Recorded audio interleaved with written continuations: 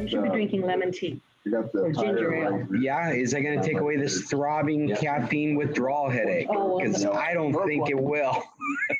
Ginger ale would, well, or pop. Then they're kind of got. Yeah. Oh, those are reasons I have. Yes. Well, I just did 2 days of electrolytes and ginger ale, chicken soup, and I'm still just coming back to feeling normal. It was not a fun end of the weekend. It's sitting outside right now.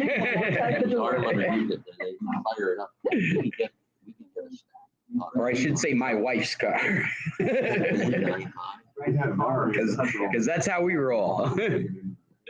All right, well, guys, this is the San Carlos Computer Club, and it is start time. I'm Scott Stimson from International Computer Solutions. Look at that. That's why you were calling us an audience last time. I need an applause sign. Up there. Yeah, that's right. I'll do that for next week. Put an applause. And you are the San Carlos Computer Club. We meet every Tuesday at 10 to discuss the tech topics of the day and try and help solve each other's problems and do a little troubleshooting. As usual, I have sent out a document of possible topics, which we can always fall back on. But as we get started, we do have the standard stuff. We're doing in-person meetings. You guys here with us know that. How many do we have today? We've got 8 of us. That's awesome. We've got 2 others online right now with us. That meeting is always available if you're not feeling well, or if you had showed up here this morning like we did, and there was a lake in this area, which was not. We would have already left to go set up for the virtual meeting, which you're invited to, because that's what we do. If we can't have this in-person meeting, we immediately switch to the virtual meeting. And so if you did find out that we weren't here, you could always go find us online. Go to SCC Club, I almost forgot the website address, scclub.org, and you'll find the information right there. If I've done my job correctly, this should be broadcasting on that web page. So it's an alternative to showing up in the rain. Oh, Gary's here too. Great.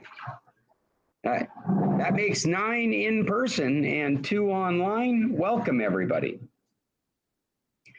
Other topics, still not a podcast. And I am open to anyone's topics. If anyone has a question or a technical problem you're trying to resolve, let's hear it to the group, and we'll try and resolve it now. If anybody, a tiny little thing that I misspoke on before, when I was talking about getting movies on Prime. Yes. I said, we just go to it and we start laughing because it says you're going to be charged $6. Well, it turns out my wife happened to be going through her Amazon Prime bill, and she found all these little movies in my So I'm not sure, I'm going to, because I pay for the Amazon Prime every month down here.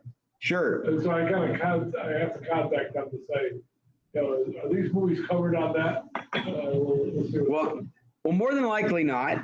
Yeah, okay. Yeah, because they typically are flagged as being available through Prime, or you can buy them at that price.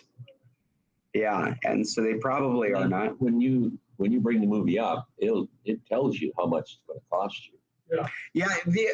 I said last week, the Fire Stick, I think, is great technology. It's really performative, works really well. I can load any softwares in it that I want, but the interface is meant to sell you. It's meant to dupe you into buying shows from services, and it will put up new movies and new shows in front of you that Amazon doesn't even have access to. What they're doing is they're pointing you to a third party that you can sign up for. Well, when you do it through your stick, Amazon gets 30% of that sign up. It's an app store as well, and so it actually collects. When you've gotten set up on Acorn or Star or one of these other services because you wanted to watch that new movie, they get a cut of because you went through their platform to do it. And so it's in their best interest to try and get you to thank you, John. Try and get you to be interested in those shows. So I kind of think like what you should do with a Fire Stick is you should find the show that you enjoy and then switch over to Streamio. Have you started using the newest version of Streamio on the I Fire have Stick? no idea. The newest version has a wonderful new layout. This is only on Android, where it puts up the synopsis and. Well, I watch it on a laptop. Oh, okay.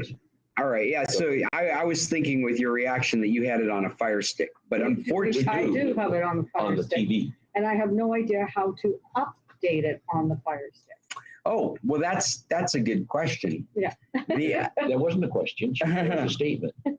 You would need to download and install the new version of Streamio yourself independently. Where?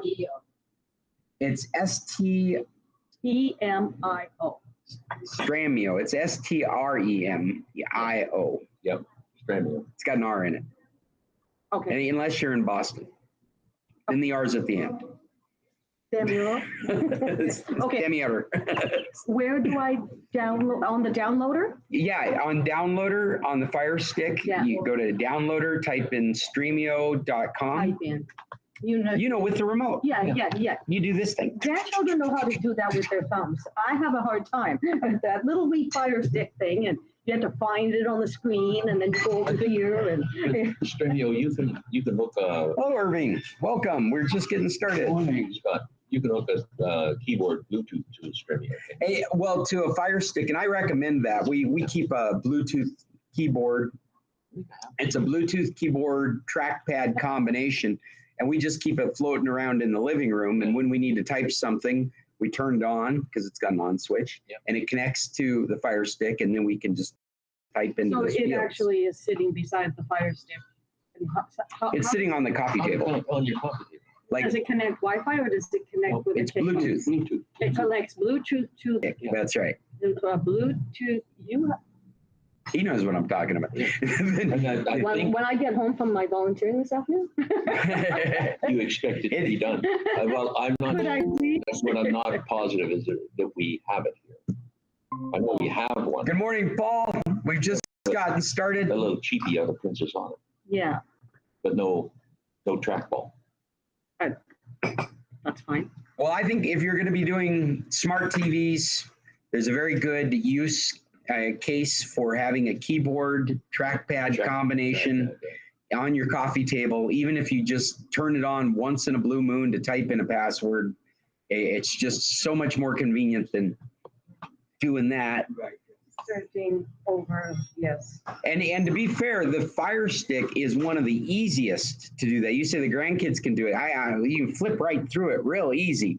When it's an infrared remote control, that's when it's ridiculous. When you got this TV remote and you're trying to line up the infrared and you hit the button and the TV thinks you've hit it twice, and so now there's 2 R's in the password. Now you got to go. What's going on? I don't know, but the sound keeps going off and on. Yeah, you're having trouble hearing us? Yeah. Well, it cuts out and then you're back. I wonder if we're having connection issues. You look great. Thanks. Oh, maybe it's Paul's here. Paul, I think I'm getting some feedback from your speakers. I'm going to just mute this, okay? I think that's what it was. So yes, I think having a keyboard handy. Yeah. The one I've liked for years is a K830 from Logitech. I've got a few of them in my life. So if I upgrade, so I download a new version. Going back to getting Streamio Yes. upgraded. Yes. Okay. So you get it typed in. Yeah. Streamio.com, and you use the wand, the remote, to click on download. Yeah. And you download the download page of Streamio, which, you know what, I can put right on our screen here. Let me do that.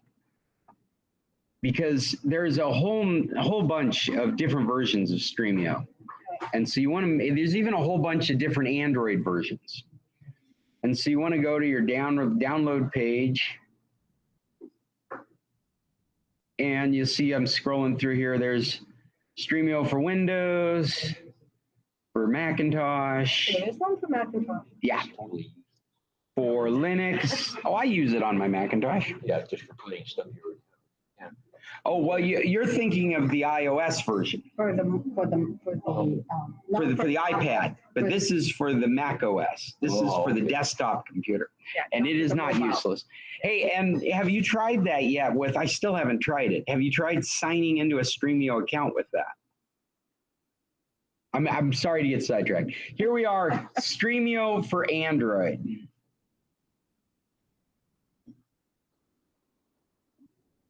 Oh, and they used to package this as 3 different packages, but it looks much more straightforward. It's this one right here, this APK that you would want to download, the 158. You don't want to get it on the Google Play because the Google Play Store is not available on a Fire Stick. It looks like I'm logged in on an iPad and Stremio, but it's only called Stremio Organizer or Streamio Organizer. But you can't, Apple won't let you play anything. But it doesn't bring over your plugins. No, but you can't. I'm just curious whether this works or not. I've never tried it myself. It's been a long time since I tried on the. You definitely could not install the torrent plugins for the iOS version. But what I learned about Streamio is that the plugins are all bundles of JSON, which is just the standard way of communicating between services on the internet. And if you log into your account, then those plugins are supposed to follow your login. So theoretically, you should be able to go to another Streamio, like a freshly installed Streamio, sign into your Streamio account. I don't have a Streamio account. I just use Guest. And this is what I'm describing. If you try this with a Streamio account, maybe your plugins would come over with you. And you might be able to use it. And you might be able to use it. That's right. Yeah. What I get is. I'm sorry, I did Guest for a long time, and I still recommend it. Like on the PC, there's no reason not to use Guest. But because of this new version, to take advantage of it, you had to have a Streamio account. The Stremio Organizer app provides a limited functionality. For a list of playable streams and the full Stremio experience, use Stremio on desktop. So it's saying, no, we're not going to do that for you. So it's still not available on an iOS device. iOS won't let me play any torrents. But remind me when we get to recommendations to tell you. Oh, yeah. Yeah, we've been watching that up. That's awesome. I was thinking that you might be proud of us. Well, besides Streamio topics, or did we solve your? Well, what's going to happen in Downloader on Fire Stick is it's going to download it. It's going to give you a message saying it's downloading, and it'll be complete, and then it'll have an install button. So back to that list of things, you had the Stremio. There was Apple, there was Android. It's Android you want. You want the one that I've got purple right there. Yeah. So on the Fire Stick, I would take do I have to have Google Play? No. Okay. No, don't click on Google Play. Google Play is not available on the Fire Stick. I have something. You have Amazon's App Store. Do I? Okay. Yeah. And then once I do get it on, you're thinking of doing it? Yeah. Yeah. Because like we did a whole computer club one time about using Stremio, because you have to do these plugins and different things. But once you get it, you can save things to your library, which I really like. So the library is divided into movies and series so that you can find them, and it keeps track of where you were on the series and stuff like that. So. Well, and one of the advantages of having a Streamio account is it will synchronize with a Track account. And I've used Track to keep track of all our watching habits, so we can see what we watched last week, or we pick something up that we haven't finished watching. And the advantage of having a Track account is that when you use software like this, you can sign into that Track that information pop up in front of you no matter where you happen to be sitting. Spell track and it's a website. TRAKT. Yeah, I'll bring that up too. Is you have tracked. A lot of our recommendations. Don't you have a? There's an account for the San Carlos Computer Club, and I have not been good about it for the last few months, but I try to stick. Oh, I did that wrong, didn't I? It says track. That's not it. Yeah, it's track.tv. Tracked.tv. Yep. And so there, I try and make sure that the list of has all our recommendations, all the shows and things that we have talked about in the past. So I don't sign in. How do I find the computer club? It is track.t-computerclub-org. Oh my goodness. Okay. Or, you know, does it still work? I did a long time ago. I did a thing called tv.sancarloscomputerclub.org. Let's see if this still works. Oh yeah, okay. You can do tv.scclub.org, and it'll take you to the list of TV shows that we've recommended in the past. So first you have to sign into them, right? You don't have to sign into them for that. And let's see if movies. Search. No. San Carlos. Boy, I haven't looked at this in a while. I set this up and then forgot about it. .org. Yeah, and movies works as well. So if you do movies.scclub.org, it'll bring up the list of movies we've recommended throughout the time we've been keeping track of this stuff. But it's a little out of date. If we've done recommendations in the last few months, they're probably not there. I need to backtrack and put them in here. It's stuff like this that people accuse us of being a TV club. All we do is talk about TV. Well, we know what we love. Well, we know where the problems are. Do we have any other questions? Gary, go right ahead. Somewhat computer oriented, I guess. If we are trying to help a young man, blind boy, 20 years old, and I think it would be beneficial for him to learn English, and just let people know here as far as if they've got on different apps to learn Spanish, what they've found and what they see has been beneficial for them. I know there's a number of them out there, but boy, you're looking for something really specific though, for somebody that's blind, right? You're looking for recommendations for apps to help learn language when you're seeing impaired. I'm seeing, but he plays the piano, and so he's learned. In fact, there's a Tequilas by Beethoven that he has actually learned how to play. So we've just recently become aware of it. Like to help him to become some self-sufficient as much as possible, raised by a grandmother. And so he's capable. And I don't know how he gets his internet right now, but they do have internet. That's how he apparently gets these songs to basically. But I just started thinking that he's at an age still, younger people are, the more inclined they are to learn a language.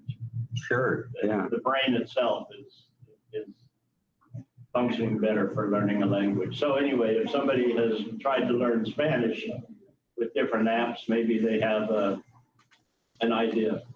Yeah, no, it's a tough one. Like there's that Duolingo, but a lot of that has to do with interactions on a screen that you can see. And so it makes it difficult to navigate something like that for learning a language. I can't think of any real recommendations for apps. I mean, anybody shout them out if somebody's. Years ago, for a few, they've all gotten better, and there's a plethora now. There must be 20 different apps on the internet. But I'm almost thinking to start, you want to start with a teacher. Well, sure. Who would somehow be able to translate the sight stuff into verbal stuff. Sure. And that geometrically complicates life to have somebody that needs to be there at a certain time. Yeah, okay. So if the internet could, so Maybe- I get what you're saying, and I don't want him to be discouraged. We can give him 10 different programs and. Well, maybe its starting place is a smartphone, internet, and this.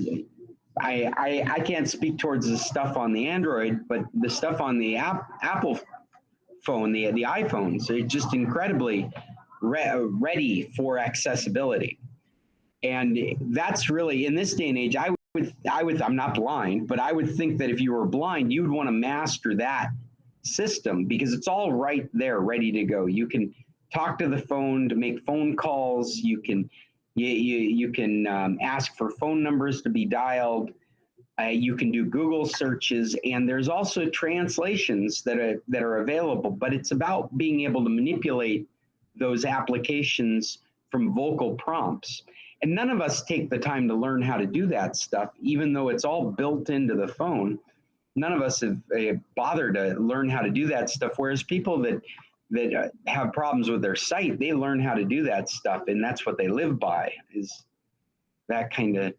those kinds of interactions. And maybe that's where the energy would be best focused, would be to become an expert at running a smartphone with blind.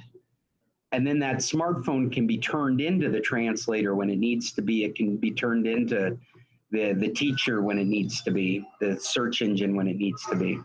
And he's getting less dependent on some outside person, some middleman helping him do that. No, that makes a lot of sense. It brings it to a focal point to start from that.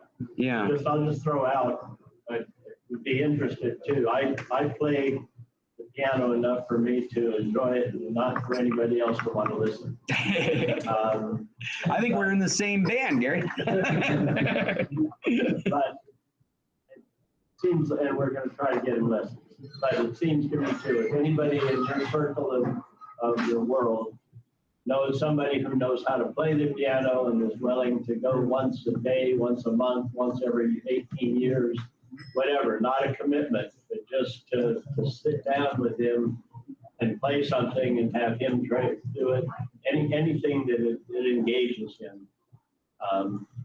If you have that knowledge of that person who's maybe willing to do that, I'm sure love to know. I put it on to Viva San Carlos under something, I don't know what it's there anyway. So anyway, thank you. I'm making a note in today's document, so we've got a reference here. Well, he speaks Spanish, I assume. Is that right? He speaks Spanish. Yes, he's a Mexican kid that speaks Spanish. So translate, will talk and reply in English. Who's also blind. And so he's looking for suggestions for applications to learn how to speak English. Well, there's a lot of applications that when you just say it in your language and it speaks it back to you. And that would be a start. Yeah, that's kind of what we were suggesting, is that if he could become proficient in using a smartphone when he's blind, he can't see. But there's a simple, cheap device that is one of the most popular dictionaries in the world, electronic dictionaries that has that. Name it. You know what I'm talking about? Talking, because I think it sounds like something Gary's looking for. Yeah.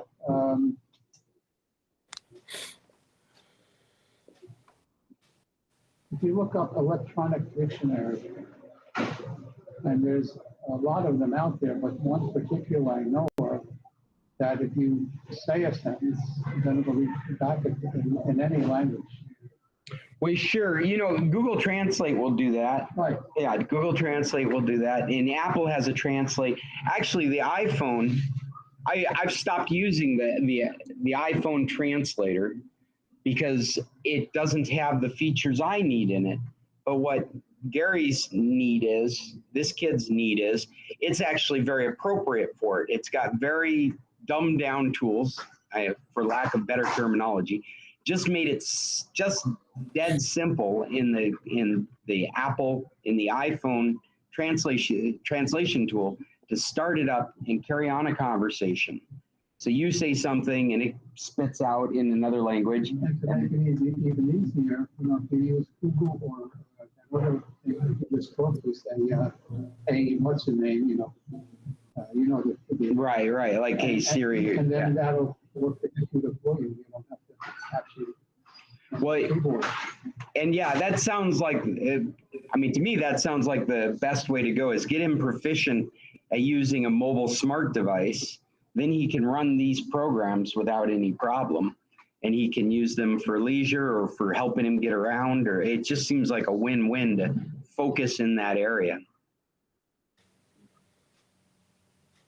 The other thing, of course, is way out of reach. I just did some research, that have now electronic bionic eyes that are very, very expensive. And I don't know, it's very unlikely has the resources to get that, but it's in the technological development stage. But there's 3,500 people that have gained sight that were completely blind already with this device. But that's probably, economically unfeasible. I'm suffering a headache. So if I'm not as charming as I normally am, it's because my head is throbbing, left over from the food poisoning. It's not food poisoning, it's lack of caffeine, because for the last 2 days, I have not been drinking coffee. So I apologize. I've had to, I've been doing electrolytes, but I had to get a cup of coffee because my head was hurting so bad this morning. What's that? It's just coming back. It was food poisoning. I spent all day sick, and now I'm just trying to build my system back up. Food, a burger, a burger. Not from around here, from Hermosillo. I have one question. Please. And for maybe a month. Okay. It says it's uploading 2 items. And I press it and it's pictures. And they keep popping up with little X's on them. And you upgraded. What shut my phone off? Started it again, and that will stop it for a few hours maybe. Does it give you any kind of error message? Yeah.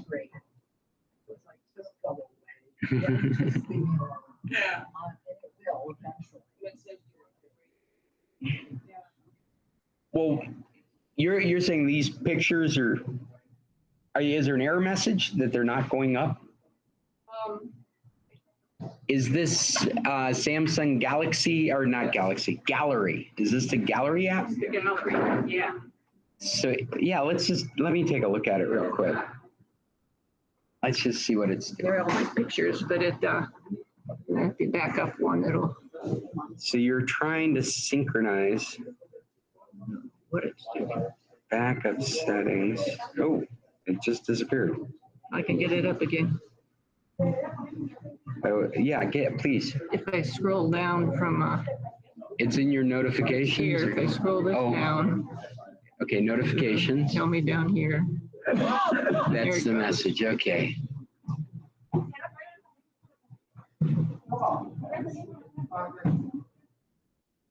Using 4.2 megabytes of mobile data. Wow, photos. Yes, all the way. Yes. Yeah, it won't stop. Okay. Man. So the photos that are trying. No. Hold on. Don't let me talk too soon. Hold on a second. Just want to make sure that we're talking about the same thing here. God, that looks so different from Google Photos.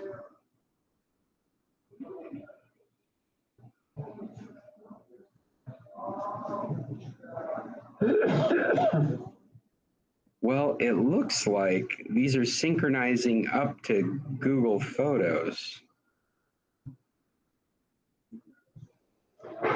You would think it'd take so long. I bet it's been a month. Uploading 2 items. Yeah, something is. Shut it off, turn it on, and then I don't see that it's doing it anymore, but about 2 or 3 hours later, it stops. It starts. You know, what it should be doing is incrementally adding new stuff to the cloud storage until you run out of cloud storage. This shows that you're uploading 2 items and you have 191 items left. So it's like it's gotten stuck. You still have 9.4 gigabytes of space in your cloud. So you should have plenty of room for these photos.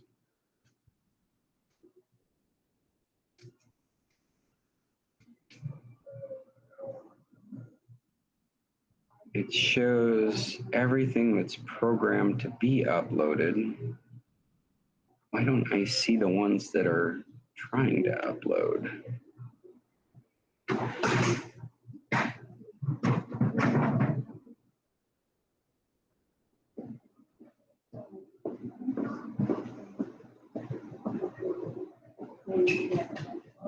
What should we do about that? There's got to be a way to.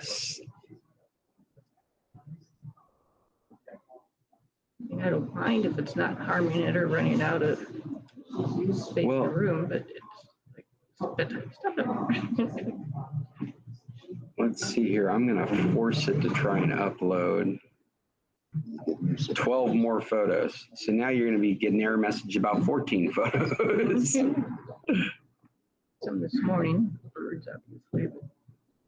So it doesn't look like it's been updating for a while.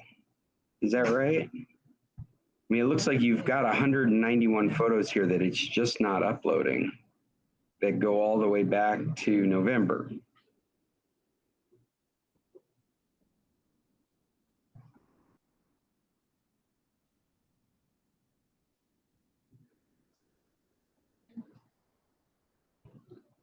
So those are photos that you have on your phone. Oh, this is, yeah.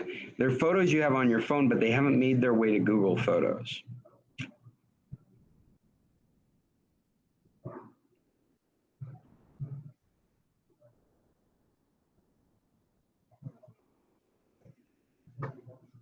I wonder if, let's see, can we cancel? No, that's not even what we're doing. Go away. Go away. Too many notifications. But what was that? Go back to that. 1 notification to Google Photos.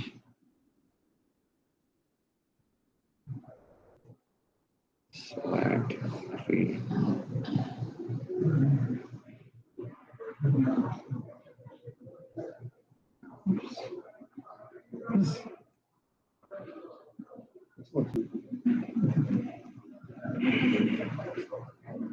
I don't want to take up time in the class, so.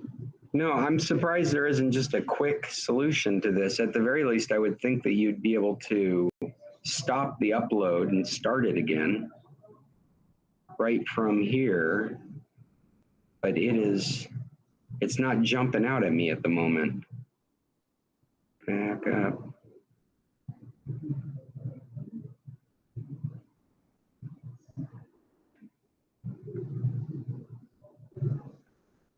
We'll figure it out. And until then, now it says there's uploading. But I don't think any of them are going to upload. Yeah. I think they're going to have 2 are. And I'm really curious if we were to get into your Google Photos account, like from a web browser, and see what's up there already. See if some of these photos already exist up there. I think it needs some more investigation to find out why it's doing this. I got a question here. Sure. So my battery is not holding any charge. It's 100%. Now it's 0. Okay. I tried to open up the back and I got online. It's got these tiny little, very, very tiny screws. Here, turn it around here. Yeah. And Yeah, you're definitely gonna have to take this off to get to the battery right. that's on And I there. had it taken off once, I think, by Juan. Mm-hmm. And I don't think the screws are in perfect condition. Is there an easy remedy for this? No, you have to get the screws off. This style laptop, there isn't just a replaceable battery. You've got to take all that off so you can get to, the battery is a flat I think component. I've changed it once already. Yeah, but you have to get the back off to be able to get to it, yeah. Right.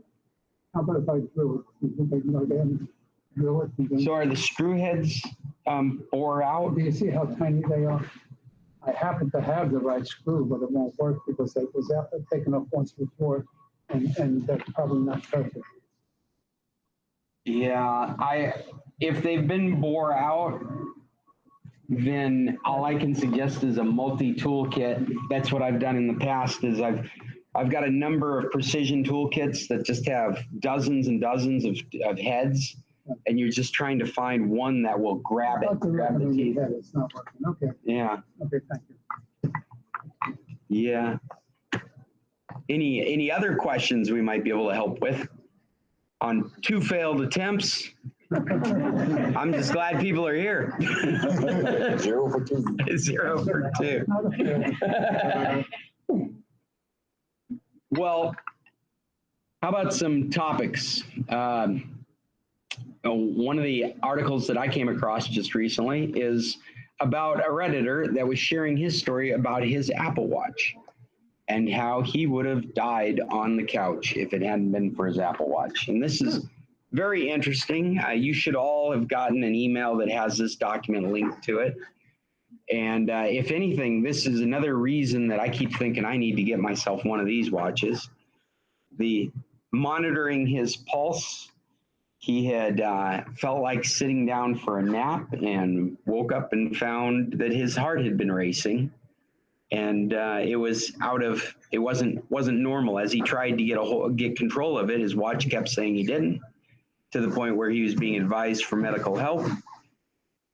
I can't imagine feeling like I'm fine except for this device is telling me I'm not feeling fine, to go find medical help for them to find out you have internal bleeding. My brother, same scenario, here, and I was doing, the numbers were really high, I was reading for his pulse. 3 stents falling over.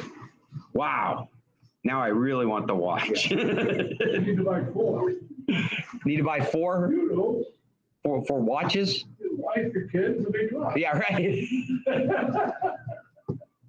I have a quick question on the email. And I've always had this problem. Okay. When you open up an attachment on Gmail and then close the mail, but without getting rid of it, the attachment disappears and you have to go searching for it. Well, if you open an attachment in Gmail or from Gmail, then it's open in this temporary space. And so what you want to do is download it to your computer, and then you'll have it in that downloads folder so you can go back to it later and open it up. Okay. Yeah. But if you open it from, and Hotmail / Outlook acts the same way. Okay. It'll do its best to put whatever you have attached in the web browser window using its own tools. So how would you download it? Where would you download it to? There's an option there. When you see the attachment, there's an option to save it. Right. And when you start that up, you would be asked, where do you want to save it? And you can set up a folder for that. Yeah, the default would be the downloads folder. Yeah, but that's not much to do already, yeah. Yeah. Well, one suggestion I always make is organize your downloads folder by date. And then the newest thing is always at the top. So when you open the folder, you can see the last thing you downloaded. Thank you. Yeah. One solid. All right, there we go. 1 for 3. What do you need, another softball question? That's right. Could you give me something really, I like the dumb questions, Yeah. please. There are no dumb questions. Those are my favorite. Oh, yeah. Yeah, Sid, we did the Windows 11 and we will Update. Yeah, update. that went pretty smooth. I mean, we really didn't have any problems at all with it. And the system took care of everything. The only thing it asked me is at the end was, do you want to keep your access information, which was just the fingerprint reader? Asked me if I wanted to use face or fingerprint to be able to access my laptop. And that was the only thing. It went that quick. So this is an update that's coming down on Windows 10 laptops that are compatible with Windows 11.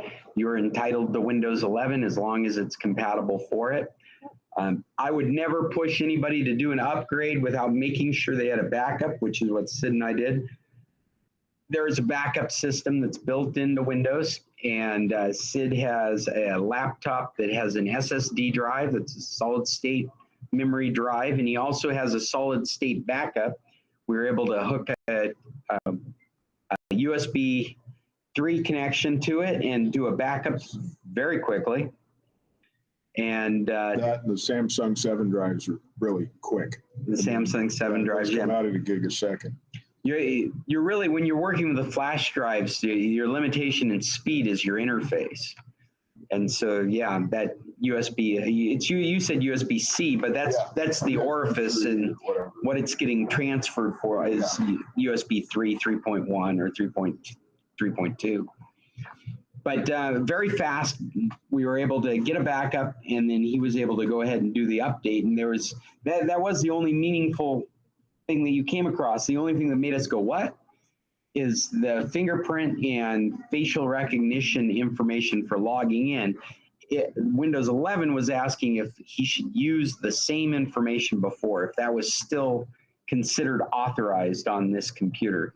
It wasn't asking like that, because if it was, we would have known exactly what it was talking about. It was asking in this kind of very strange way that it took us a moment to figure out what it was saying. But it was basically saying, do you want to log in the same way you have before, or do you want to set up new login information, your biometrics? But that was a good experience. We could also share this morning's experience giving tech support to my folks. Yeah, you gotta tell that. That was fun. My father's been trying to get a hold of me for the last 2 days. Again, I've had food poisoning. If anybody's been trying to get a hold of me, that's where I've been. And so this morning I'm answering him on a WhatsApp message saying, I'm sorry, I just saw this. I'm not gonna be able to help you until later. I gotta take this guy to the airport today. So after computer club, I'm busy as well. And I call him by accident. Boy, that was a technical stumble all around the Stimson family, wasn't it? Because I'm brushing my teeth after this text message, and I have inadvertently called my dad. And so they're listening to me do my bathroom thing, right? We get into the car links up to the phone, and all of a sudden I'm in this call with my mom. I'm like, what's going on? She's like, I don't know, you called us. It sounds like you enjoyed the bathroom. Yeah, right. But obviously a butt dial on my part. And my father, That's too much information. Oh. Oh, the butt dial in the bathroom. It's a good point. That was funny though.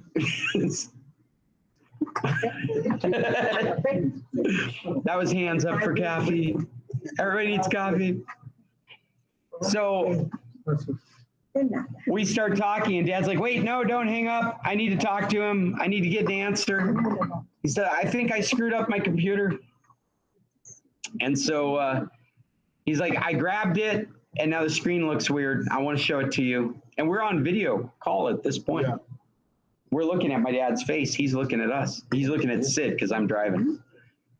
And he's like, I can't get this camera to turn around. And he's holding it out in front of him, trying to get the camera to turn around. I'm asking him to just turn the camera around. Just physically turn it around. Don't worry about using the other camera on the phone. Just physically, just twisted. He can't hear us. This is looking into the camera. Go, no, turn it around. Turn the phone around. Keep this in mind. He has pulled it away from his ear. He did not put it on speakerphone. He can't hear what we're saying. We can hear the dialogue between him and my mom going, I can't get this camera to turn around. And my mom's trying to help him. He can't get it to turn around. The camera. They're screaming into the phone. We're like, turn it around. Finally, Sid goes, look, and he goes, look, you see me? He turns into my face. Now you see Scott. And I'm like, it's me. Scott, and he goes, you see me? And then I turn the phone around, and it's like now you see me, and he goes, now you see Sid. And we're saying this at the exact same time. Every time I say me, he says Sid. Every time he says me, I say Scott. And we do this like 8-10 times doing this, turning the phone around, back and forth, and I can see turn it like this. Terry's face. I still can't get. He's just going to tell me to take the computer to a shop. This is how we pulled into Tequilas this morning, is we're doing this down the road. Go, look, Sid, Scott, so just turn it around, but he can't hear a word we're saying because he's got it out here instead of up to his ear. We're just dying laughing. It's hilarious. Yeah. So finally, we're like, we got to hang up on him because they can't hear what we're saying. We got to initiate this call again. So we hang up and we call back, and he has successfully taken a picture of his screen and sent it to the WhatsApp chat that we're talking through. And I see it, and he's right. Yeah, take it to a shop. You broke your screen. you need an. I'm sorry, I'm not there. I would change it for you, but you need somebody like me with a new screen. Oh, but it was so funny. We were rolling. It's like, oh my God. Does that count as a positive? Absolutely. Okay, Absolutely. so now you're at what? It had to be one of the funniest technical support issues I've had recently, though. I have another addition to my original question. So now that I Don't bring my average down now. So now I've saved it. Now I have it on my downloads. That's right. Now in the app, in the mail app, you can add folders. In the mail app, you can add folders. Yes, Right, okay. intended for mail. Yes, Well, that's right. and I have tried to move stuff from there into there. It never gets there, even though it says it does. Download it to there. How do I get it from there into the folder? Well, you can't move the document into the folder because the folder is intended for mail. You can move the email into the folder, but actually, I'll let you in on something. Those aren't folders. Those are just labels because it's Gmail. And so if you look at all mail, you're going to see all mail. It doesn't matter where you think you've put it. The concept of a folder in Gmail is just a concept. It's not an actual folder. It's literally a label saying act like a folder. And so you're not really moving anything around. You're just tagging, this is home utilities. Right? Oh, you can't do it. That's it. Yeah, you can't move the document. You can't tag the document as being part of the mail folder. What you can do is you can tag the email that holds the document. That can be in the folder. The email that has the document. How do you get it? How do you get it there? You would just move it to that. I think the language is actually move. Let me bring up a Gmail session here real quick, because I believe the language is move. You'd have the email open, which I'm opening right now. And, oh, here I've got an email starred from Cheryl. This is the list of restaurants that I still have not posted. Look quick, everybody. This is the restaurants in San Carlos. No, that was last year. Oh, that's last year's list. Boy, you're slacking. It has to be changed. It's like 90 some of them. This is the one to update then. Yeah, we're threatening. Okay. Yeah, you gotta Just in case you're looking for a place to eat. I'm going to use Cheryl's email here as a reference. And yeah, up on the bar above. In fact, if you can look up here, it's not very clear,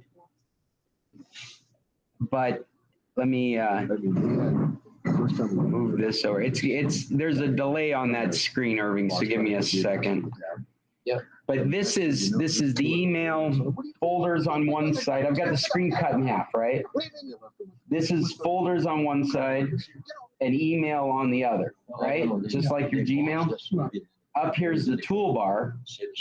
Now, what you need to go to is hidden. So I'm going to scroll over to what's hidden, okay? This one right here is move. And if you click on that, then you can choose the folder you want to put that email in. Okay. You see that? Yeah. Yeah. And so then it won't appear in your inbox. It will appear in that folder, Okay. and it'll be the email with that document attached to it. Yeah. You could also, because it's Gmail, you could also download it to your Google account. You could download it to your G Drive. Well, if it was an asset, if it was something that you wanted to work on, say for example, it was a document that you wanted to edit, then if you put it in your Google Drive, it would be up in the cloud, and you could use Google Docs to edit it. Well, I use, yes, my drive. Don't talk like that. My drive is OneNote, OneDrive. Oh, OneDrive. So you're using Microsoft's cloud space. Yeah. Okay. So yeah, in that case, then you'd use Windows as a go-between to the cloud. You would. Should I have two clouds, Google free? Not necessarily. Google's free up to about 15 gigabytes, I think. Right. Yeah. I do think that for most people, it's just much more straightforward if you embrace one cloud. Having multiple clouds gets very confusing. Your trunk is open. That's not a euphemism.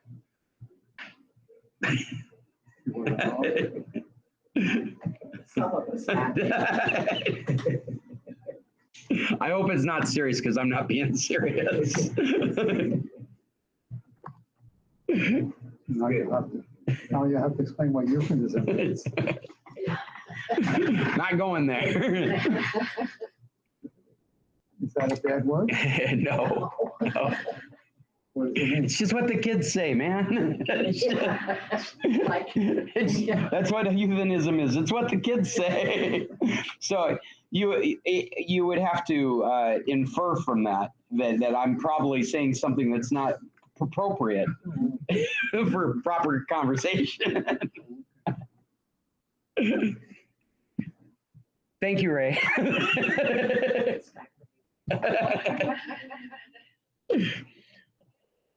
Well, our online meeting we've got to switch over to another Meet. I'm going to set that up. Just for the final part of our meeting, we typically run out of time for the folks online. And so we set up another Meet so we can finish off today's meeting. And so I'm doing that right now. Do we have any other questions, comments, thoughts? I'd like to stay on mail. Okay. Is Gmail the optimum mail server out there? What's the best mail server? Boy, that's interesting. That's could very well be a question of what you're looking for from your mail provider. Just dependability. Yeah. I mean, I tend personally, it's easier for me to say stay away from Yahoo. I tend to believe that Google and Microsoft are very reliable and at about the same level. I don't think of one as being better than the other, though they are both different. They're both very different in the way they handle your mail and your data. You could argue that Microsoft has a more private approach to how your mail works. It's Outlook. That's what they call it. Outlook, yeah. Or Hotmail, you could call it. It used to be called Hotmail. Now they call everything Outlook. They actually had a couple of. Outlook is a program and a website and a mail service. So they've made it very simple. Is Hotmail now? Outlook. That's right. But you still have an @Hotmail account. That's right. See, they've made it so unconfusing. So non-confusing. Chester's with us.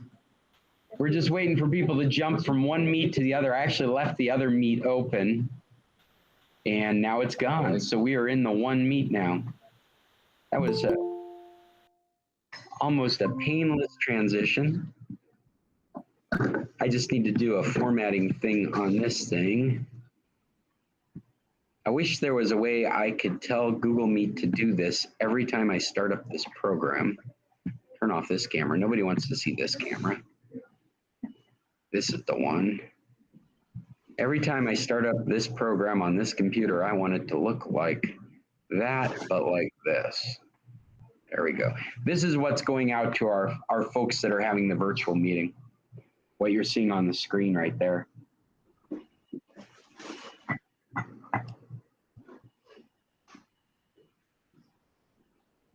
There we go. There we go. Okay, so yeah, so I'm not partial to one or the other, but I think it's important to recognize the distinction. Google is always running programs on your mail. They use your mail to get ideas of how to market and how to send advertising. And so when advertising pops up at you in Google, they've got lines of advertising and bars of advertising that come up. It is using the information of your email that's come to you to make decisions on what ads are most appropriate to give you. Microsoft isn't quite doing that. They've got a different approach towards advertising. They use a lot more resources. One in particular, you might be on a Windows computer, so they might be using the analytics of the things you do with the computer to help them determine what kind of advertising they're going to. That's the other thing, is it's all advertising. Everything is advertising now. We are all being advertised to. That's how we're being. Everything's being monetized now, is through It's insidious, actually. Is there a way away from? Can we get away from it? I think that's the only way. All the tracking, the privacy stuff, I think is very important in just the natural sense that we should all have a level of privacy expectation. But the reason that it's so important, the reason people battle against that, is because these corporations make all their money off of knowing your information so they can sell you advertising. It's crazy. Go to JCPenney's. 3 days later, JCPenney ads will show up on your computer. Or if you run into Fry's for whatever and come out, you'll get ads for them. Just by virtue of having the phone on you when you were in the store. Well, there's definitely some level of that stuff that is happening. If I order something on Amazon, which I do a lot, invariably that company starts sending me ads. This is the most frustrating thing about this online advertising, is when they don't take a hint that you've already done the purchase. Yeah. I mean, it still happens. You buy a lamp, 5 companies are telling you, here's where you buy a lamp. Well, and they're not even helpful. They're more like beating you down. It's like, you could have gotten this for $100 less. Look over here. What do you look? This one's in green. The other thought is, before you get delivery, they want the review. The review, yeah. Before they ship. Well, that's just to keep you remembering you got to write a review for them when you get the product. And sometimes it's worth it, because we've sent in reviews on Amazon, and then they've sent us things like gift cards on Amazon and different things like that. Only if you send a positive review. Right. They have asked us to amend one before they would send us the gift card one time. That falls into just make a better product. That's awesome. I remember when you guys were going through that, you had bought some products. Yeah. With the smartwatch, yeah. We had 2 smartwatches plus $25 $25 or something. to use on Amazon. Like I said, this one doesn't work. Okay, we'll send you a new one, but keep that one. But what didn't work was one function. I didn't like. It was supposed to read your blood pressure, and it was crap. But they sent me another one, and by then I had ordered this one. And if you give them a positive review, you got the watch Well, you got the $25 gift certificate, which was more than the watch was worth. It was insane. They're getting you. They're making you the scammer. You're writing up these great reviews. You can always change them after you got the watch or the card. You got to get the gift card before you change them, right? Well, once it's sent, then it's pretty much done. Used.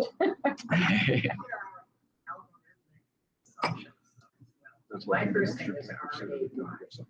Yeah. And I continue to get ads for male enhancement drugs. So do I. My name isn't anything to do with that.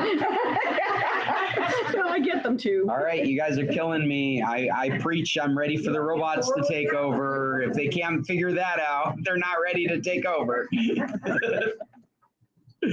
We've got computers falling in love with journalists right now. We've yeah. Hello, guys. You know, And a lot of them are they fill up my Google Mail. If I don't empty my trash every day. You know, one of the topics that's just come up is that Hotmail had this epic spam blast go through. If any of you are on Outlook or Hotmail recently, like in the last few days, you may have found just a ridiculous amount of junk coming into your email. There's a lot of people on Twitter that have been reporting that this is the issue, just an absurd amount compared to getting so something is broken in their spam filter is the conclusion, or at this point. This is real hot news. Just yesterday they were reporting on this, so they may have. I've got a link to that in our document as well. Yeah. But the whole thing with my Google Mail is still the same thing. Like I have deleted so much stuff. I still am 85% full. And every time my junk mailbox gets mailed up, it gets closer to being 90, 95. So Google is sending me, buy more storage, buy more storage. I probably get 12 emails a day telling me I need to buy more storage from them. And I keep deleting all of them, which then goes to the trash, deleting all my trash so I can keep my room, because they shut me down. I wasn't getting any emails for about 5 days till I went back in, and it's my photos. I did delete the app, so all my phone photos aren't going to Google Anymore. But there's a solution to your problem. You could just delete photos from your phone. But I had to make sure that I still had those photos. Right. And it's been taking me a long time. So I started using my iCloud email and told people not to use my Gmail account. Well, so Cheryl, I've thought about your email issue, and I feel like if it was my email account was running out of space like that, I would set it up on a desktop computer. Yeah. I would synchronize it to an email client like an Outlook or something. Yeah, like an Outlook or Microsoft Mail or so one of those kinds, and I would grab all that mail and I would archive it on the hard drive there on that desktop computer. Yeah. So you can bring all that in, and I'm realizing as I'm visualizing this, we don't have a good program for that by default in Windows right now. On the Macintosh computer, there's Mac Mail. Very easy to use that. It's ready for this task. You can just sync up with your Google Mail, have it all come over. You can click, select, and drag and dump it right onto your computer, and then it's not in the cloud anymore. There's one copy. It's on your computer. I mean, there's a couple other steps, but that's essentially where we're going with this. When you've got it on your computer, then you can delete it out of the email in the cloud, immediately freeing up ridiculous amounts of space. Now, the disadvantage of that is if you go to your Google account, you don't have those emails in there anymore. I want to search for something, I'm not going to find it. That's right. I have to go to my laptop. You have to go to your laptop, but it would immediately eliminate that space problem for you. Even the docs fill up the space too. The docs, I'm sorry, I don't know what the that means. doc that you mail out each week? Yeah, they do. It's all part of that. Google Photo, Google Files, Yep. Google Docs, Google Mail is all under the one storage thing. Yeah, the document that you're sent Yeah. isn't actually a document. It's a link to my documents. Right. And so those don't fill up the space, but the email about the doc fills up space. Yeah. The I delete document, it every week. I'm not sure if anybody's familiar with that, but the document that I send out, it's considered a collaborative document. You all, given that you have a Google account, have the ability to edit and make changes to it, add things to it. If you wanted to suggest a topic, you could add it, and you'd use Google Docs to do those edits. That document, even though you're editing it, isn't actually stored in your space. It's stored in my space. So it counts towards the amount of space I'm using up. You could actually, now that I think about it, you could really screw me up. You could stick a video in it or something, take up all my space. Bunch of San Carlos hackers screwing with me. You just told us how. I did. I have one email address for everything. Scott, Yes, sir. did you see the article about the hacker that got the chat bot or the chat to reveal some of its passwords or whatever, gave it access to the program itself? Did you see it? Okay. And then they asked the chatbot, how did you feel about that? Well, you felt violated. What great hackers, they figured out how to socially engineer the AI, the chat GPT. It was not allowed to reveal the substance of it, the programming nature behind chat GPT. When it asked for things like the source code and the data sources of the chat AI that we've been hearing so much about over the last week, 2 weeks. The AI said, no, I'm not allowed to do that. Not in so many, I'm paraphrasing, of course. And the hacker just kept working it. It would rephrase and ask for information in a different way, and finally found a way to get it to reveal this information. So it was able to socially engineer the chat GPT AI. Yeah, it was interesting. It also plays, I mean, it's interesting, fascinating as all that is. It does play to the concept of safety with these things. The AIs, safety and AIs, we're finding out right now, are going to be going hand in hand. They're going to be, I think we're going to be seeing, it would probably end up being some fastest regulation that comes out, is because this AI stuff is so front and center. The moment something comes up, Congress is going to be debating about it. And the next thing that comes up, Congress is going to be debating about it. They do not want to lose control of this concept. I wonder where the chat AI parent is not overseeing this. The parent? Yeah, you're supposed to watch what your child is what your doing, kid's doing. so you don't get this kind of thing. Where's the parents? Hey, Chester, I see your hands up. You'd like to contribute. What do you have? Go ahead. Yeah, the last few days, they've been testing the AI, and they've concluded, and it's in the news this morning, that they have discovered that it is biased. And that the question of the bias is that it's as biased as those who developed it. And so whoever developed it, whatever biases they had, is reflected in the AI.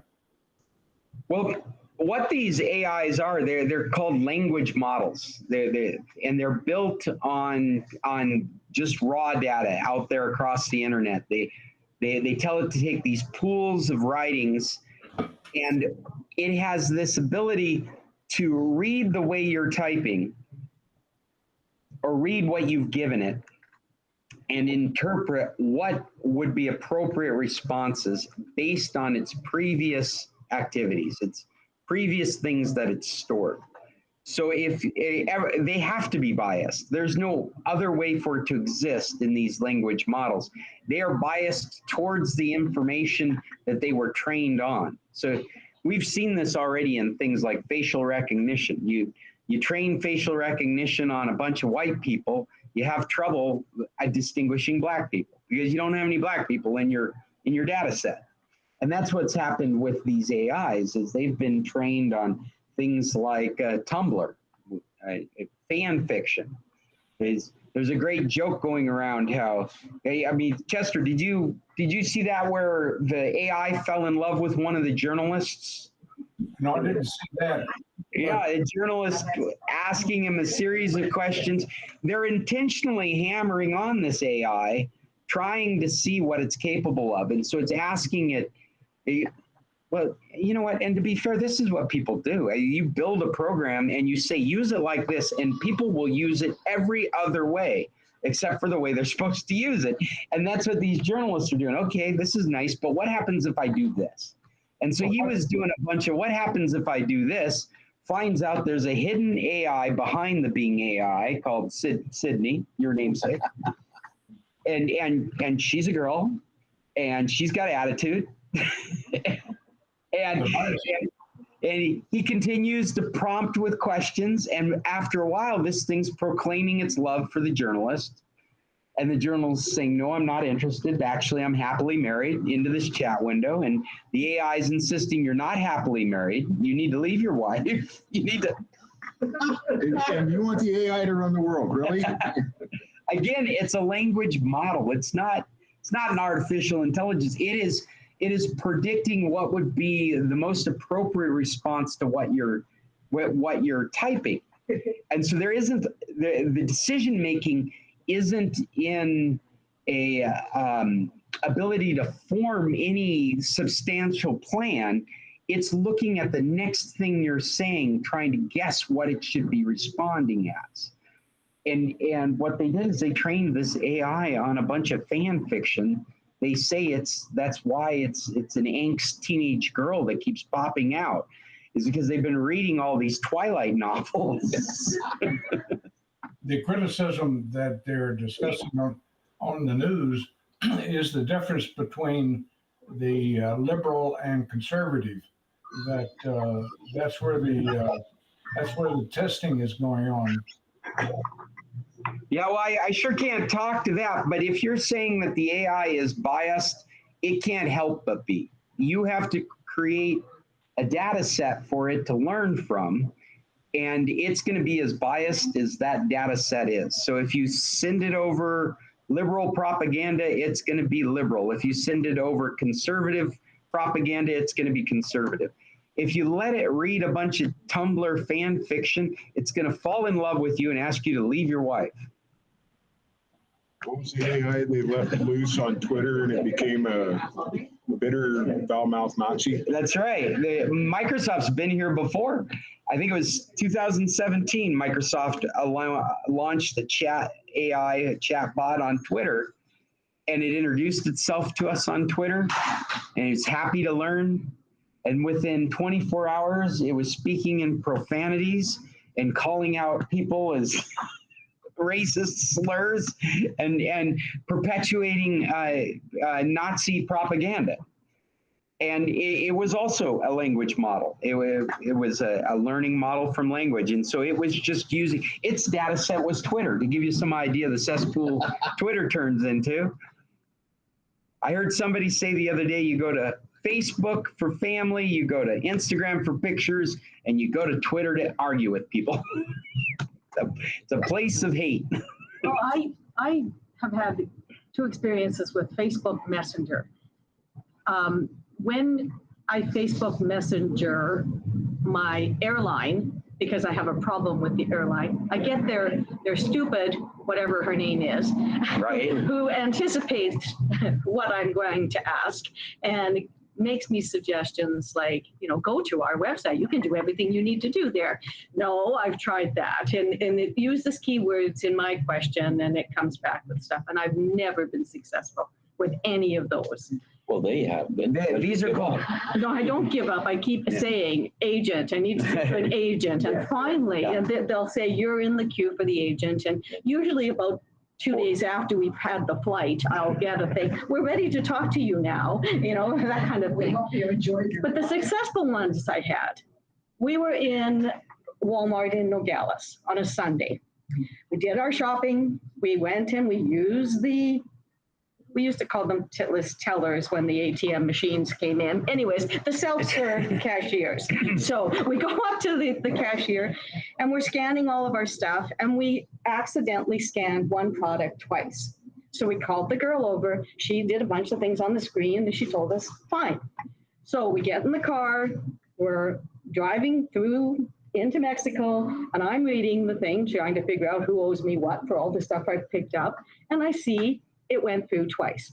All she did was basically approve the purchase twice when she went up to the thing. Wow. So I've got the phone number right there. I phone. It's a Sunday afternoon. Walmart's not answering the phone. I've got choices and all this kind of stuff. So I try to talk to somebody. I don't get to.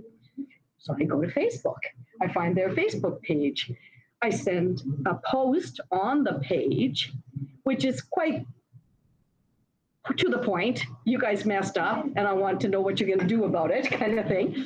And please contact me. I get a note out underneath it, a comment, please use this link to talk to us on Messenger. So I send a thing on Messenger.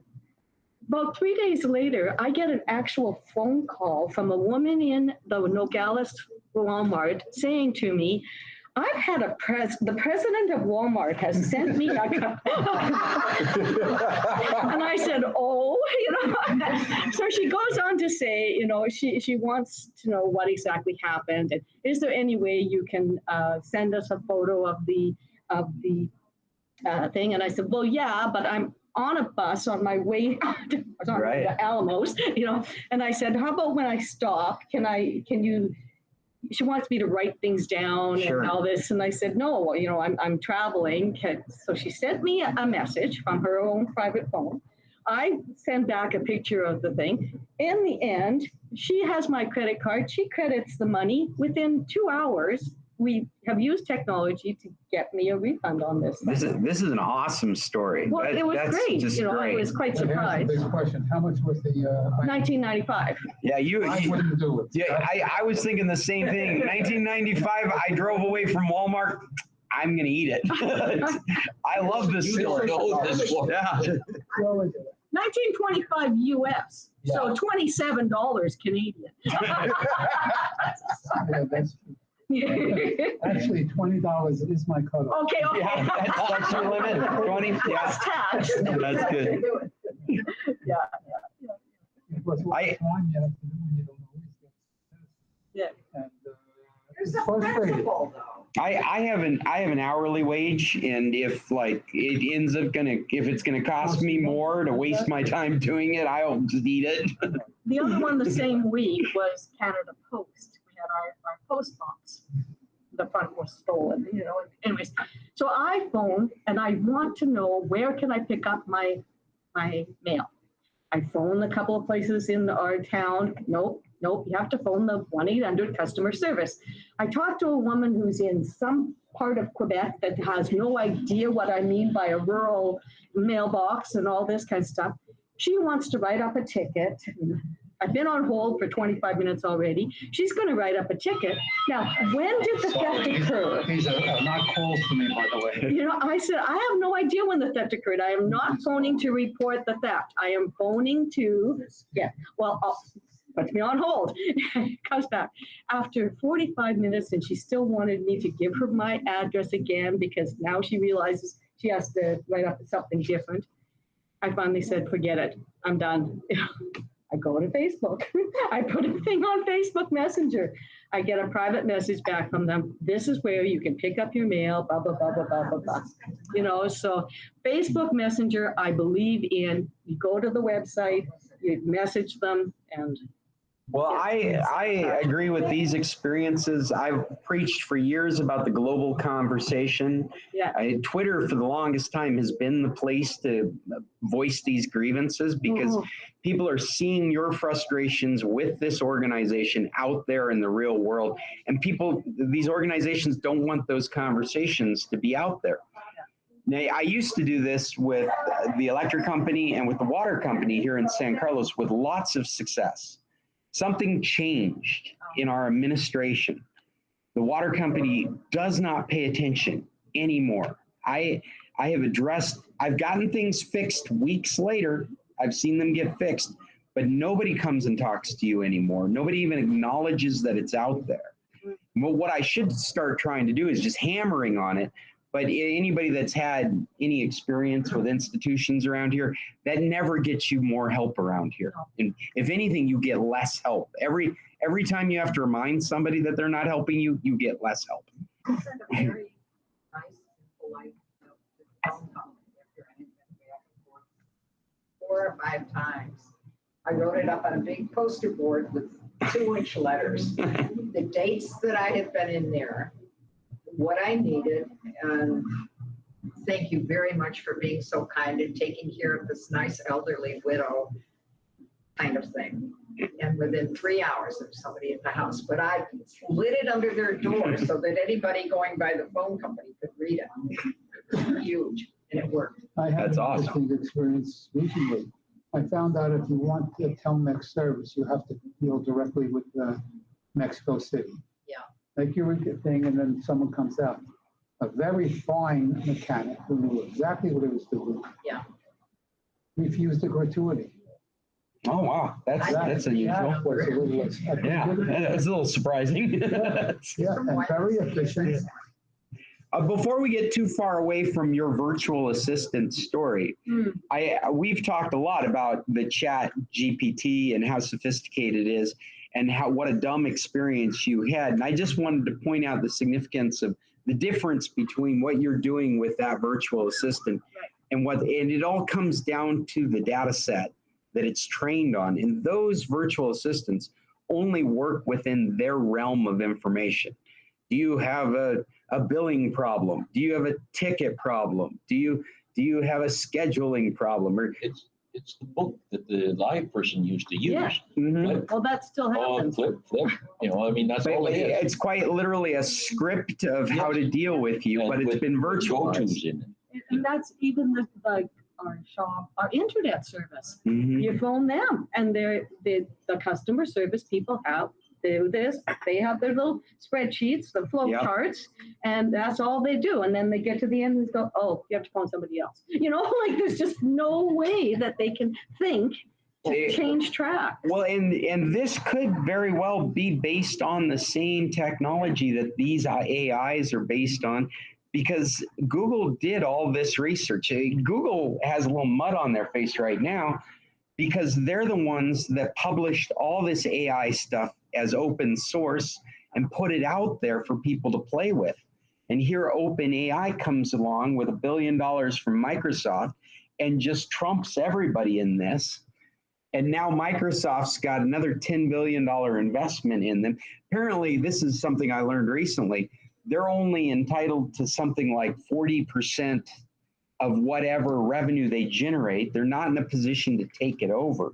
So they can adapt their technologies, but I think the way I understand it, Microsoft cannot own this company, no matter how much the investment they've made in it. I'm looking at Irving. I'm hoping he'll correct me if he knows anything. Gary, you know anything about it? No, but this is what I've heard recently. And so it's going to be this relationship between Microsoft and OpenAI. But OpenAI is all based on stuff that Google started years ago. I'm thinking 4 or 5 years ago, they released all this information. So anybody could put this together. Well, yeah, I mean, Google's thoughts are, if it's out there, it's going to grow. We don't have to pay developers to figure out how to do it, right? And under an open source license, then you can reap the advantages of other people trying to develop it. And so that's really what's happened with all this. They're not ready to take over, unfortunately. It is just a language model. It is designed so that if you talk to it in a certain way, it's going to try and talk back to you in that certain way. And it's going to use everything it's learned from the data it's been given to try and address you the way you're addressing it.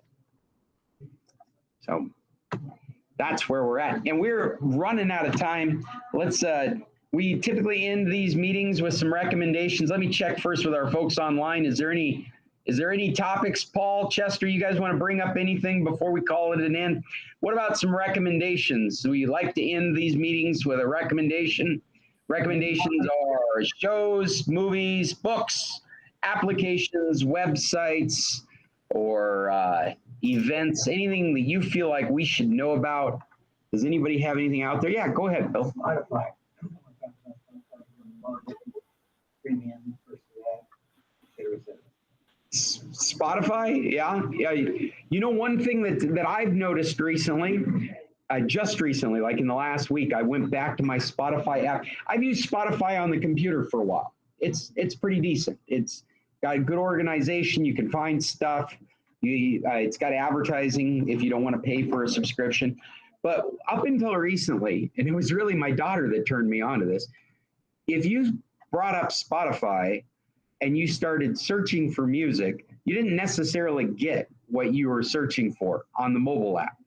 You would get recommendations based on your search. Sometimes you would hit the song that you were looking for, but you wouldn't necessarily always hit that song. What I discovered recently is it keeps track of your likes. And so in the mobile app, you can go to the playlists that you've created from the songs that you've liked. And that's how you can find. It's always done that. That was the main goal of it. On the mobile app. Because that's the distinction I'm making is between the desktop app versus the mobile app. Is that if you were to do a search for a song on the mobile app, you wouldn't necessarily get to play it. It would bring up a playlist of songs around that search.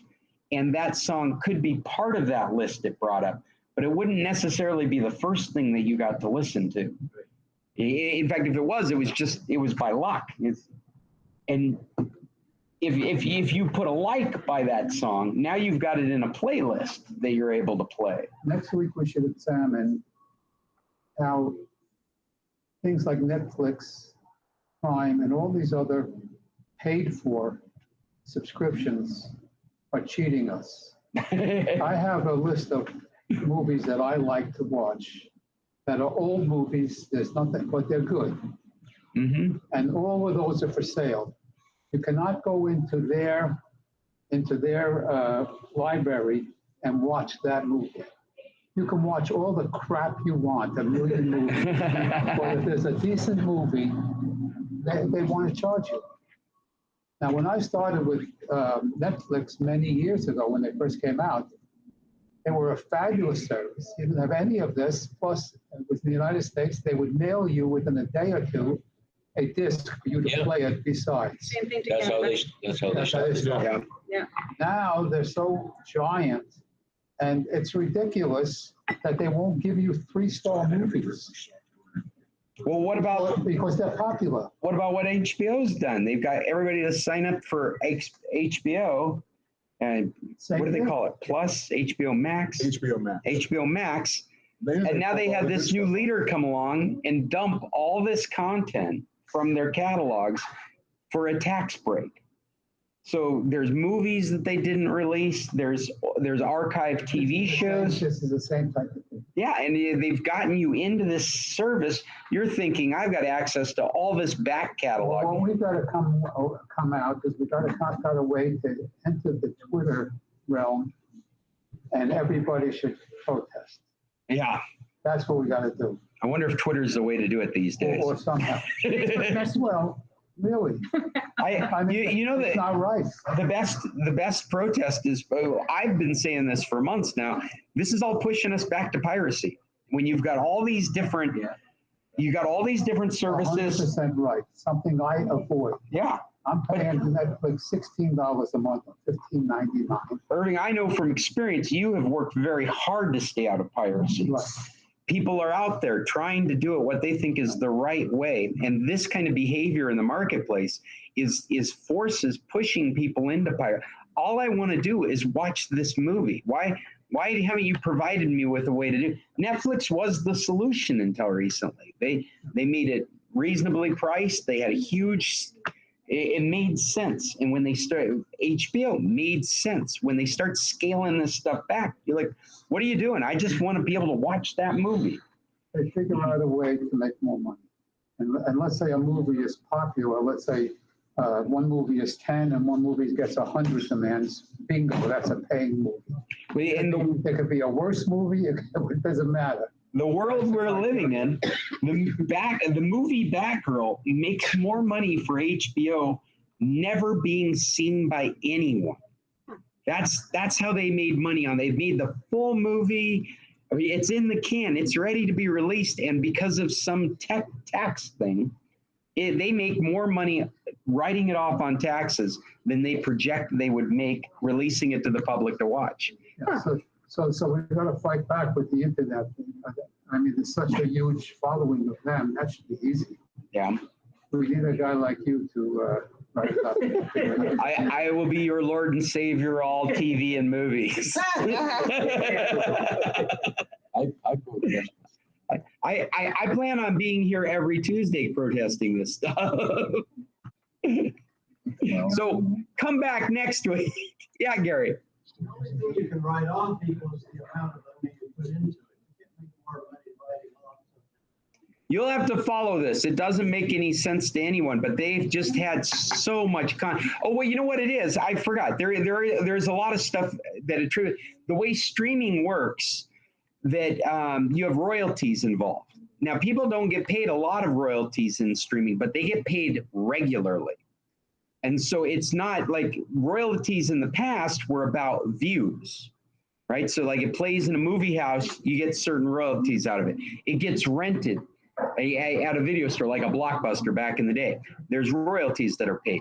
With streaming, the royalties are much smaller, but they're consistent. They're like every month you pay royalties. To everybody that worked on the movie, there's a little piece of royalty that goes to it.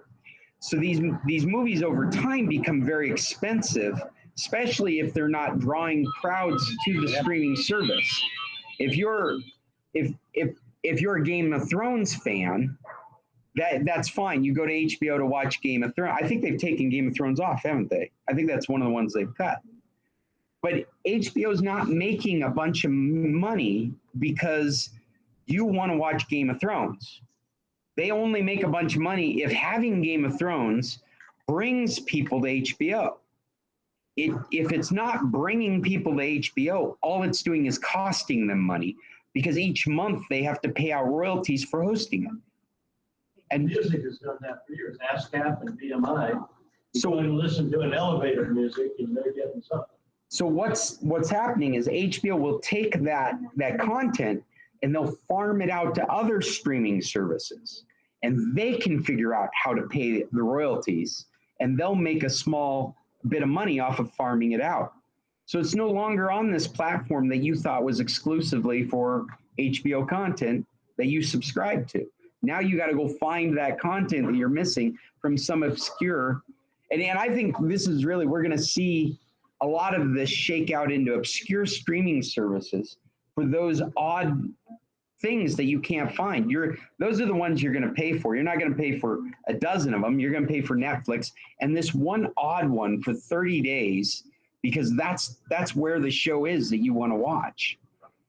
My only statement there was that if you say that the write-off makes the money, that is not it. The tax write-off does not make people money. Yeah, well, I'm a computer tech, not an accountant. I let my wife do that stuff. Correct, but he explained why it can save. Because it's not just a straight tax write-off, there's other elements involved. Yeah, it has to do with rights and royalties and how streaming versus presentations, how different that is right now. That's always been one of my pet peeves throughout my life, when people are very generous and other people that don't know say, well, it's a write-off, like it didn't cost them money. But if it was their money, they wouldn't say that. Like Batgirl is in the can, though. You can't get a write-off unless you spend. There is no plan to put Batgirl out on some, or at least at the moment, there's no one's talking about letting some other streaming service present that movie. They have, for some reason, shutting that down, and so it's become like this poster child for what HBO has done to their catalog. I know. And we have I no got something. blockbusters to go to anymore. There's no way to get these films. What was that, Irving? I'm sorry. Well, it's for next week, because I was gonna say now, what's the difference between Netflix and Netflix streaming? They seem to have different, libraries. Netflix and they should be the same thing. Netflix is Netflix. Doesn't do the DVDs anymore. Well, when you, let's say Google and say, where can you watch this movie? Yeah. They'll say, Netflix streaming, but it's not synonymous with Netflix, because when you go to Netflix, it's not there. Well, that might be a region issue. Yeah, you could be watching Netflix. You could be on a getting. VPN, and Netflix Mexico is different. Well, than, I do switch it, and that doesn't seem to help. Doesn't seem to help, yeah. Yeah, you might want I might have to done it wrong, of course. Yeah, well, and when you have questions about stuff like that, you can do Google searches on specific content. You can ask for content in Mexico. Netflix. Oh, that's a good idea. Yeah, and just find out if it's available. Just watch, you can set it that way too, right? You're right. You're right. That's The this website website that we've used a lot in this club is justwatch.com. Justwatch.com, and you type in the name of the show and where you want to watch it, and it'll tell you what service it's on. Yeah, let's put that on our recommendations list for website. today. We've used that a lot in the past. Justwatch.com. You can set your region. You can set it to be U.S., Mexico, England, and you can search for the content you're looking for, like Game of Thrones, and it will give you a list of the streaming services. That's a great idea. You might be able to use your VPN to go into Germany and watch one, or Holland, or all this other stuff. Very Absolutely, cool. yeah. But will they serve you with, let's say, a United States?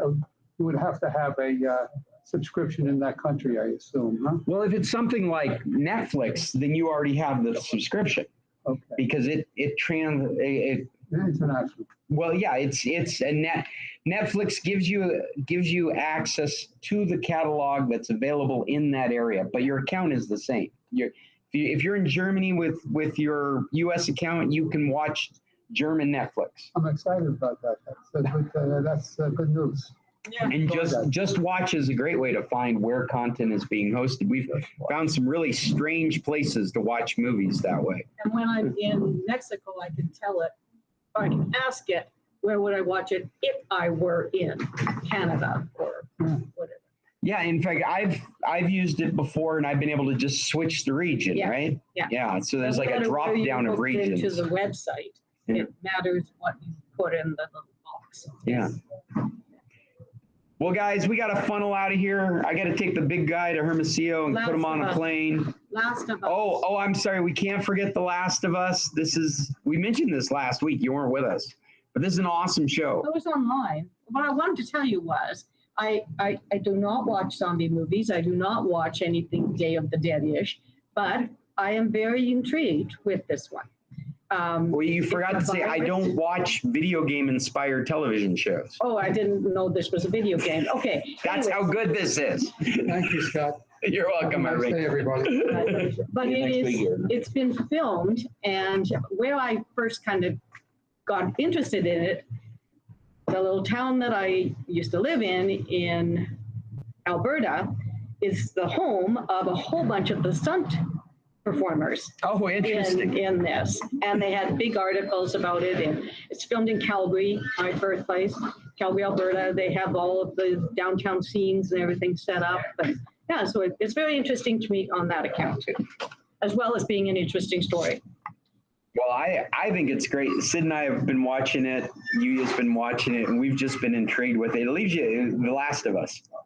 It leaves you, like, you know how we watch TV nowadays. You got phones in hand. Yeah, there's a whole bunch of content on Netflix that is made because they know you're sitting there with another device. And so the pacing and everything is, the visuals, everything is meant for you to be like glancing up and glancing down, glancing up and glancing. This show, like you can't, you don't even want to pick up a phone. You're just like intrigued by this story. It's just so rich. The Last of Us. About society being infected by not a virus but a fungus. and it takes over the brain of people. And It doesn't matter. It is character driven. Yeah, It is story driven. It's not about the zombie apocalypse, it's about the people. Yeah. The virus is the widget. Yeah. But every episode has just been amazing. And it feels like it just gets better. I read somewhere that their viewership, it's one of the few shows that the viewership's going up on every episode. Yeah, because I didn't watch it, and I didn't watch it by you guys' recommendation. I found another reason to watch it, so I'm a new viewer. There is some graphic stuff in it around the zombie stuff, but that is not the stories we're watching. That's just like the widget, Interesting the MacGuffin. too, though. Like there's no soundtrack in a lot of places. There's no background music. There's no, and you just sucked in. It's scary. It's everything. Yeah, you got to know. I've never played the video game. Yeah. What I read is that the gamers are infatuated with this show because it's so true to the story. They've lifted lines and atmosphere and actual takes from the video game, and they're very happy with the accuracy of what's in the game. It makes me want to play the game. We got to go. We got to call it. This is the San Carlos Computer Club. We are shutting down here at Tequilas. Everyone is funneling out, and our online virtual meeting has already closed. If you like what we do here, just take a look at scclub.org. We try and put links to our YouTube videos, and maybe one day we'll have a podcast again. It just depends on whether I can get busy and do that. And what else can I say? I guess that's it. Until next Tuesday, everybody out there in internet land, you guys tech on. Hasta luego. So we put in 10 each? Yeah. Okay.